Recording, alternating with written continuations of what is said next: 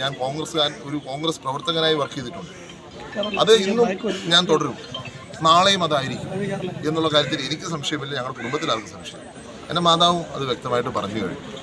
അപ്പോൾ തീർച്ചയായിട്ടും അധിക്ഷേപങ്ങളും ആക്ഷേപങ്ങളൊക്കെ കുഴപ്പമില്ല, പക്ഷെ മരിച്ചൊരാളോട് ഇനിയെങ്കിലും എനിക്ക് കൈതൊഴുത് പറയാനുള്ളത് അദ്ദേഹത്തെ വെറുതെ വിടണം. എന്നെ ആക്ഷേപിച്ചോളൂ, എന്നെ ആക്രമിച്ചോളൂ, എൻ്റെ കുടുംബത്തെ ആക്രമിച്ചോളൂ, പക്ഷേ എൻ്റെ പിതാവിനെ വെറുതെ വിടുന്നതായിരിക്കും നമുക്ക് എല്ലാവർക്കും എന്താ പറയുക ഒരു സമാധാനം നൽകുന്ന കാര്യം.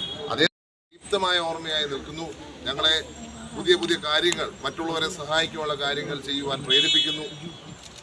ആ പ്രേരണയാണ് ഞങ്ങളെ ഇന്നും വീണ്ടും ഇവിടെ കൊണ്ടുവന്നിരിക്കുന്നത്. എൻ്റെ പ്രിയപ്പെട്ട മാതാവ് ഇന്നു മുതൽ പ്രചരണ രംഗത്തേക്കും ഇറങ്ങുകയാണ്. ജീവിതത്തിൽ ആദ്യമായിട്ടാണ് എൻ്റെ അമ്മ പ്രചരണ രംഗത്ത് ഇറങ്ങുന്നത്. അങ്ങനെ ഈ നടക്കുന്ന തെരഞ്ഞെടുപ്പിൽ, എൻ്റെ പിതാവ് ഇല്ലാത്ത തെരഞ്ഞെടുപ്പിൽ, പിതാവിൻ്റെ പരം എൻ്റെ മാതാവ്